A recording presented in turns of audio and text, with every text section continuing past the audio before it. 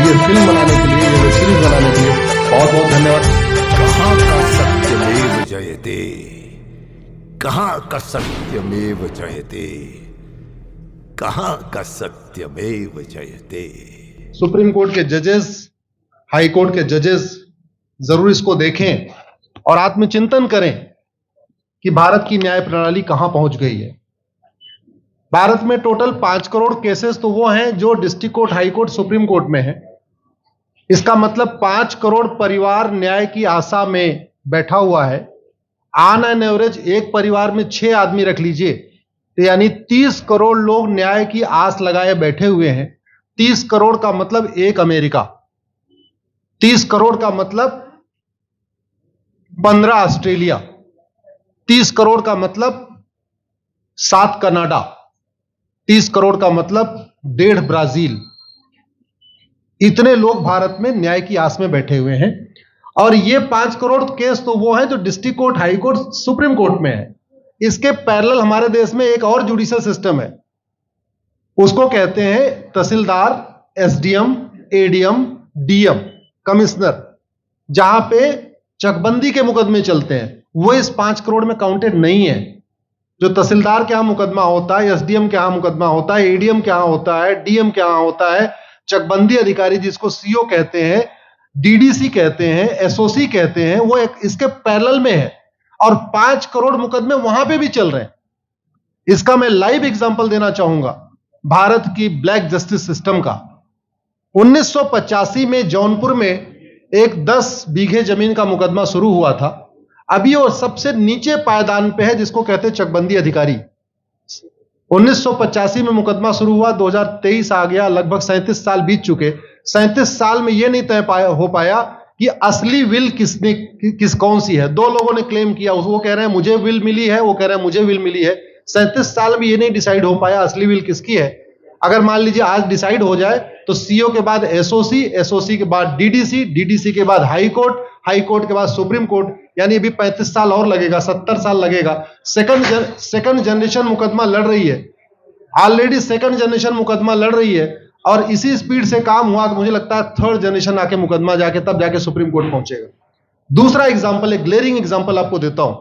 1971 के वॉर में पाकिस्तान में बम फेंकने वाले, पाकिस्तान के फौजियों के बहुत सारे बैंकर तोड़ने वाले एक कर्नल कबोत्रा है, पंचकुला में रहते हैं। दुश्मनों के उन्होंने दांत तोड़ दिए। आज 2000 से उनके मकान पे किसी ने कब्जा किया हुआ है। 2023 आ चुका है, 23 साल में वो अपने मकान को नहीं छुड़ा पाए। अभी मामला पंचकुला की डिस्ट्रिक्ट कोर्ट में है, उसके बाद चंडीगढ़ हाई कोर्ट जाएगा, फिर सुप्रीम कोर्ट जाएगा। तो 23 साल में वो सबसे नीचे पायदान पे है। वास्तविकता यह है, अंग्रेज चले गए, अंग्रेजी कानून यहीं छोड़ गए, अंग्रेजी व्यवस्था यहीं छोड़ गए। यह व्यवस्था भारत में न्याय देने के लिए नहीं बनी थी। यह जो न्यायिक जुडिशियल सिस्टम था भारत में जो बनाया गया, वो केवल और केवल भारत को लूटने बांटने के लिए बनाया गया था। क्योंकि कानून वही चल रहा है, जुडिशियल सिस्टम वही चल रहा है, इवन हमारा ड्रेस भी वही चल रहा है। अंग्रेज काले कपड़े पहनते थे, हम भी काले कपड़े पहनते हैं। अंग्रेज जून के महीने में उनको गर्मी लगती थी तो 1 महीने छुट्टी करके इंग्लैंड चले जाते थे। आज भी हमारा हाई कोर्ट, सुप्रीम कोर्ट पूरे मई जून बंद रहता है। अंग्रेजों को क्रिसमस के टाइम में दिसंबर में छुट्टी मनाना जाना होता था, 1 महीने छुट्टी कर चले जाते थे। आज भी हमारी हाई कोर्ट, सुप्रीम कोर्ट दिसंबर में, क्रिसमस के टाइम में 15 दिन 20 दिन बंद हो जाती है। तो सोच वही है, किताबें वही है, व्यवस्था वही है, कानून वही है। तो स्वाभाविक सी बात है, जस्टिस होगा कहां से? जस्टिस कैसे होगा? हम 2023 में 1860 का इंडियन पिनल कोड लेके घूम रहे, 1861 का पुलिस एक्ट लेके घूम रहे, गवाहों के बयान 1872 के कानून से हो रहे। हमने सब कुछ वर्ल्ड क्लास कर लिया, लेकिन अपने जस्टिस सिस्टम को कंपेयर करने की कोशिश ही नहीं किया। जितने में एक एयरपोर्ट बनता है, एक एयरपोर्ट बनाने में 25,000 करोड़ की लागत आती है। अगर हमारी सरकारों ने एक एयरपोर्ट की कीमत जुडिशियल सिस्टम पे खर्च कर दिया होता तो हमारी न्यायिक व्यवस्था अच्छी हो गई होती। आज घटिया, चूंकि अकाउंटेबिलिटी नहीं है, जुडिशियल सिस्टम में कोई अकाउंटेबिलिटी नहीं है। किसी के साथ न्याय हो जाए, अन्याय हो जाए, कोई फर्क नहीं पड़ता। निर्दोष को जेल हो जाए, जज की कोई अकाउंटेबिलिटी नहीं। दोषी को बेल हो जाए, जज की कोई अकाउंटेबिलिटी नहीं। लाखों लाख लोग जेल में सड़ रहे हैं, लाखों धोखेबाज भ्रष्टाचारी बाहर घूम रहे हैं। मूल कारण है ब्लैक जस्टिस सिस्टम। आपने बहुत अच्छा आपने इस पे वेब सीरीज बनाया है, और इस देश में world class airport, world class highway, world class shopping mall, सब कुछ वर्ल्ड क्लास बना लिया।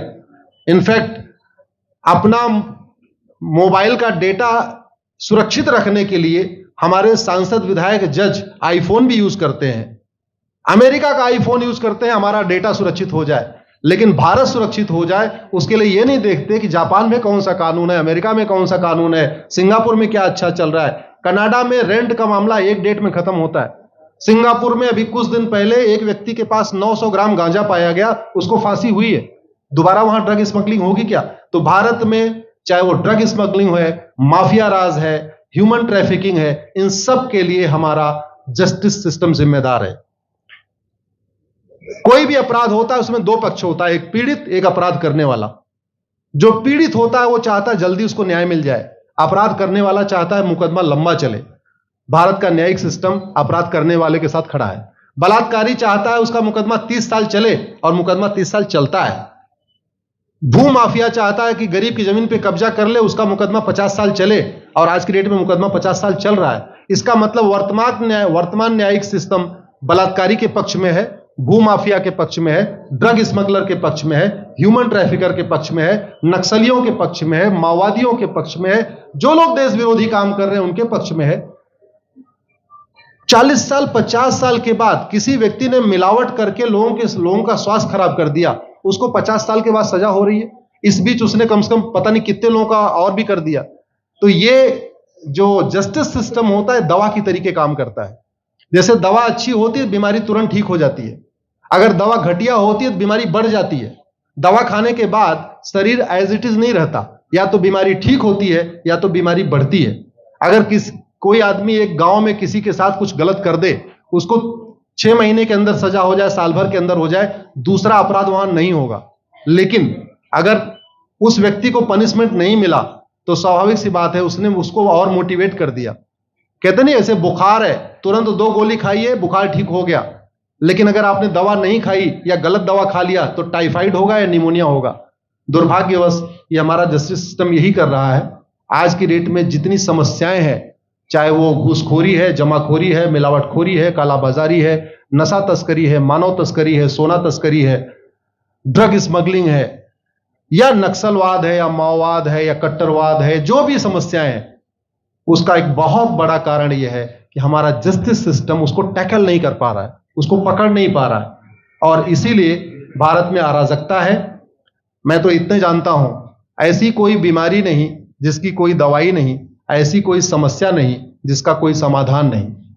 हम हर चीज के लिए बाहर से चीजें खरीदते हैं, तो हम ये क्यों नहीं देख रहे हैं कि आखिर चाइना का जस्टिस सिस्टम कैसा है, सिंगापुर का कैसा है, कनाडा का कैसा है, फ्रांस का कैसा है, और अमेरिका का कैसा है। हम क्यों नहीं बेस्ट प्रैक्टिसेस उनकी अडॉप्ट कर लेते। दुनिया के कई देशों ने नार्को पॉलीग्राफ ब्रेन मैपिंग कानून बना दिया। मेरी बहन दीपिका नारायण बैठी हुई है, ये लगातार फॉल्स केसेस के खिलाफ, इनको मैं देखता रहता हूं, एक्टिव रहती है। एक कानून बन जाए नार्को पॉलीग्राफ ब्रेन मैपिंग, और कंप्लेन पे अंडरटेकिंग ले लिया जाए कि जो कुछ मैं शिकायत कर रहा हूं इसके लिए मैं अपना नार्को पॉलीग्राफ ब्रेन मैपिंग कराने के लिए तैयार हूं, हजारों की संख्या में फेक केसेस खुद ही खत्म हो जाएंगे। आज की डेट में लोग जुडिशरी की लापरवाही के साथ साथ फर्जी केस से परेशान है, फर्जी गवाही से परेशान है, फर्जी एफआईआर से परेशान है, हजारों परिवार परेशान है। कई बार देखा गया कि जो फैमिली के केसेस होते हैं उसमें कितने सारे फेक केसेस भी आ रहे हैं। तो जो वास्तव में दोषी हैं उनको पनिशमेंट नहीं मिल पा रहा है, जो निर्दोष हैं उनके खिलाफ फर्जी केसेस हो रहे हैं। आज की डेट में गांव में एक दबंग अगर जमीन कब्जा कर लेता है, किसी की हिम्मत नहीं पड़ती उसके खिलाफ कोई गवाही दे दे। लोगों को अपनी जमीन छुड़ाने में 30-30 साल लड़ना पड़ रहा है, 35 साल लड़ना पड़ रहा है। अगर 30 साल 35 साल के बाद कक्कड़ जी उसको अपनी जमीन मिल भी गई तो उसके साथ न्याय कहां हुआ? 35 साल में उसका टाइम बर्बाद हो गया, 35 साल में उसका पैसा बर्बाद हो गया, 35 साल वो मेंटल ट्रॉमा में रहा, 35 साल उसने तारीख पे तारीख झेली है। और मैं तो डिस्ट्रिक्ट कोर्ट में कई बार जाके देखा, ऐसे परिवारों को देखता हूं जिनके पास बस से आने के लिए पैसा नहीं है, साइकिल से आते हैं। ऐसे परिवारों को देखता हूं जो चाय नहीं पी सकते अपने पैसे से, बेचारे घर से रोटी बांध के और अचार लेके आते हैं, लेकिन वहां मजबूरी में वकील को पैसा देते हैं। तो हमारी कोर्ट कचहरी वास्तव में दलाली का अड्डा बन गया है। हमारी कोर्ट कचहरी भ्रष्टाचार का अड्डा बन गया है। और मैं दुख के साथ कहना चाहूंगा, अदालतों में न्याय हो नहीं रहा है, बल्कि न्याय बिक रहा है। जिनके पास पैसा है, वो कि उन्होंने कितना बड़ा क्राइम किया हो, मर्डर किया हो, रेप किया हो, उनको जमानत हो रही है। और जिनके पास नहीं है, वो बेचारे जेल में सड़ रहे हैं। कई बार तो देखा गया, मैंने मेरे मर्डर किया एक्स अनंत सिंह ने, लेकिन एक्स अनंत सिंह बाहुबली थे, उन्होंने थानेदार को 20 लाख रुपए दिया, वो वाई अनंत सिंह को लेकर जेल में डाल दिया, नाम वही है। अब उसके बाद क्या हुआ, 20 साल मुकदमा चला और फिर सबूत के अभाव में छूट गया। तो जिसने मर्डर किया वो तो कभी जेल गया ही नहीं, एक निर्दोष जेल गया, 10-20 साल के बाद उसने अपना जमीन बेचा, सब कुछ किया, मां बाप सब कुछ तबाह हो गए, फिर वो सबूत के अभाव में छूट रहा है। तो सबूत के अभाव में अगर 20 साल के बाद छूट भी गया हो, उसका 20 साल कौन लौटाएगा? उसके 20 साल के लिए कौन जिम्मेदार है? उसके 20 साल जो बर्बाद हुआ, उसके लिए संविधान की शपथ लेने वाले जिम्मेदार हैं। संविधान के प्रियम्बल में लिखा है, हम आपको जस्टिस देंगे, हम आपको न्याय देंगे। न्याय देने की जिम्मेदारी किसकी? जिन्होंने शपथ लिया। शपथ कौन लेते हैं? जजेस लेते हैं, सांसद, विधायक, मंत्री लेते हैं। तो आज की डेट में अगर लोगों को न्याय नहीं मिल रहा है, तो इसके लिए वही जिम्मेदार हैं जो संविधान की शपथ लेते हैं। संविधान की शपथ लेने वालों को वेतन, भत्ता, गाड़ी, बंगला इसीलिए मिलता है कि लोगों को न्याय मिल सके, फास्ट जस्टिस मिले, कंप्लीट जस्टिस मिले।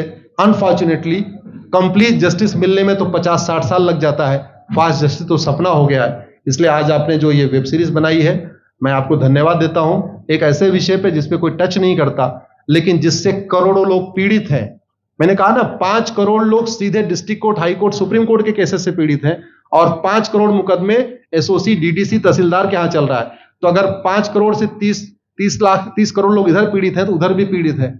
वास्तव में बहुत बड़ी संख्या भारत में इसी से पीड़ित है।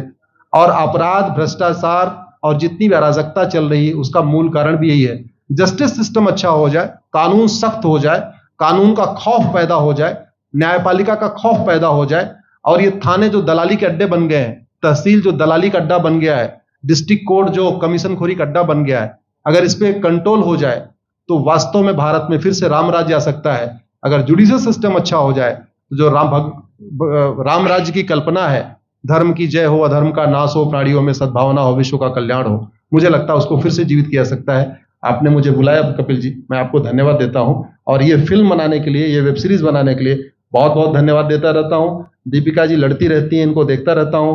बहन नेहा जी आई हैं, ये अपने गानों से मुझे लगता है बहुत अच्छा आप लिखती हैं। और इसी तरीके से कड़वा सच आप लिखते रहिए, कड़वा सच गाते रहिए। लोग आज की डेट में, यंग जनरेशन कड़वा सच सुनना चाहती है। मीठे झूठ ने इस देश में शुगर, डायबिटीज पैदा कर दिया। भारत केवल लोग डायबिटीज से नहीं पीड़ित हैं, बल्कि हमारी व्यवस्था को डायबिटीज हो चुका है। और उस डायबिटीज को दूर करने के लिए नेहा राठौर जैसी बहनें जो सही बात कह रही हैं, दीपिका जी सही बात कह रही हैं। आप लोग जो है बहुत अच्छा काम कर रहे हैं। और आपने खट्टर साहब आपने बनाया वेब सीरीज, आपको विशेष धन्यवाद देता हूं। यही निवेदन करता हूं, इस वेब सीरीज को ज्यादा से ज्यादा देखें। और खासतौर पर अगर आपके जानने वाले कोई जज हैं, कोई आईएएस है, कोई आईपीएस है, मंत्री, सांसद, विधायक हैं, उनको भी एक बार फोन करके, व्हाट्सएप करके एक बार कहिए कि मूवीज को जरूर देखें। क्योंकि अल्टीमेटली न्यायिक व्यवस्था बदलने की जिम्मेदारी उन्हीं की है जिनको वेतन, भत्ता, गाड़ी, बंगला, free air ticket, free rail ticket और वीआईपी व्यवस्था मिलती है। ये व्यवस्था उन्हीं को बदलनी है। जय हिंद, धन्यवाद।